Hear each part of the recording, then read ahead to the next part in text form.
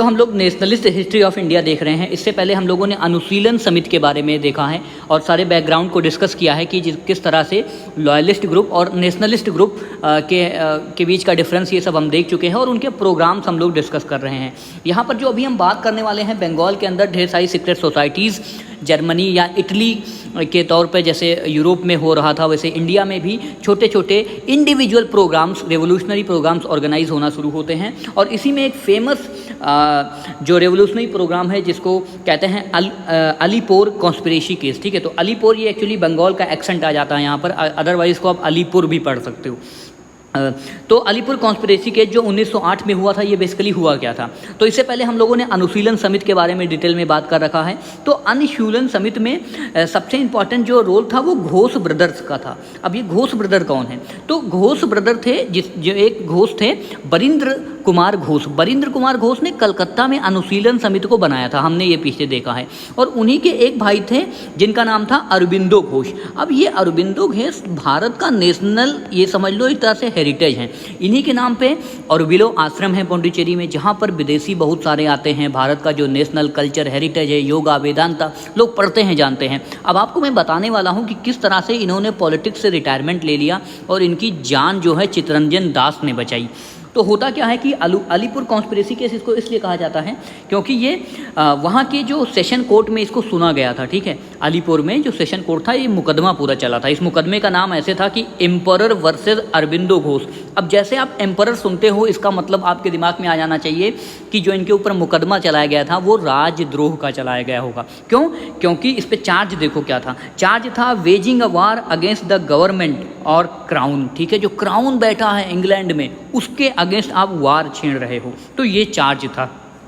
Trial कहाँ पे हुआ था? मैंने आपको बता दिया, अलीपुर के सेशन कोर्ट में बंगाल के अंदर होता है, इसलिए इसको अलीपुर कॉन्स्पिरेसी केस या अलीपुर बॉम्ब केस या मणिकपुर या मनीच टोला। ठीक है, टोला ओला शब्द, ये बंगाली टोला ऐसे शब्द यूज़ होता है ना, तो बंगाल वगैरह में टोला शब्द काफ़ी प्रचलित होता है। जिनके बंगाली दोस्त होंगे वो ज़्यादा जानते होंगे।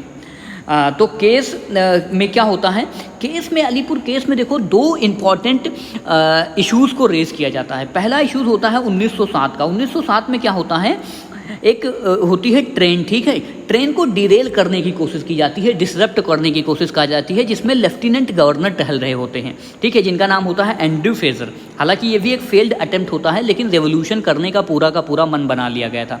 और दूसरा जो काफ़ी चर्चित मामला था वो था खुदीराम बोस और प्रफुल्ल चाकी ने क्या किया था, बम के द्वारा अटैक किया था किंग्स फोर्ड के ऊपर। अब किंग्स फोर्ड चूंकि उस गाड़ी में था नहीं, बट वहाँ पे दो लेडीज़ थी जिनकी डेथ हो जाती है।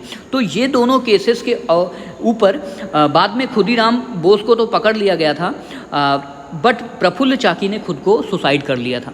अब खुदीराम बोस को तो इसमें क्या होता है कि भाई सबसे कम उम्र में भारत में ऐसे क्रांतिकारी हैं जिनको फांसी की सज़ा दी गई।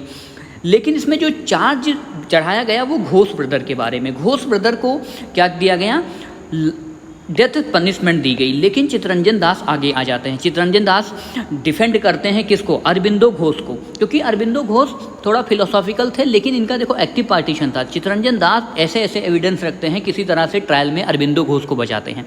लेकिन जो इनके भाई रहते हैं बरिंद्र नाथ घोष, जिन्होंने अनुशीलन समिति को बनाया था, युगांतर में कंट्रीब्यूट करते थे, उस पत्रिका के बारे में भी हमने इससे पहले देख लिया है। तो अरबिंदो घोष को बचाया जाता है चित्तरंजन दास के द्वारा। और जो एक नरेंद्र गोसाई या गोस्वामी नाम का एक विटनेस होता है जो अंग्रेज़ों की तरफ चला जाता है, उसको आप देखते हो कि सत्येंद्र नाथ बोस जो है जेल के अंदर ही गोली मार देते हैं। तो ये जो रेवोल्यूशनरी फेज़ है हम लोग देख रहे हैं, ये काफ़ी इंपॉर्टेंट है। बाद में हालांकि जो अरबिंदो घोष के भाई हैं बरिंद्र कुमार घोष, उनको भी लाइफ, उनकी जो सज़ा है वो कम्यूट कर दी जाती है। कम्यूट एंड रिमिशंस, ये आप पॉलिटी में पढ़ते हैं, तो कम्यूट करके उसको किस में बदल दिया जाता है, लाइफ इम्प्रिजनमेंट में बदल दिया जाता है। तो ये काफ़ी इंपॉर्टेंट फेज़ होता है। और एक चीज़ और इसमें घोष ब्रदर के नाम ने अब चूँकि स्पेक्ट्रम में एक नाम और दिया है, उला शंकर। ठीक है, उला शंकर। ठीक है, तो ये आप याद रख सकते हैं, उलास्कर दत्त। तो उलास्कर दत्त क्या है, उलास्कर दत्त बम बनाते हैं। ठीक है, तो एक्चुअली ये जो बम फेंका गया था ये उलास्कर दत्त ने बनाया था, तो इनको भी लाइफ इम्प्रिजनमेंट दिया जाता है। हालांकि डेथ सेंटेंस से बचाते हैं, जिसमें चित्तरंजन दास का काफ़ी इंपॉर्टेंट कंट्रीब्यूशन है। चित्तरंजन दास को देश बंधु भी कहा जाता है। अगला देखेंगे अगले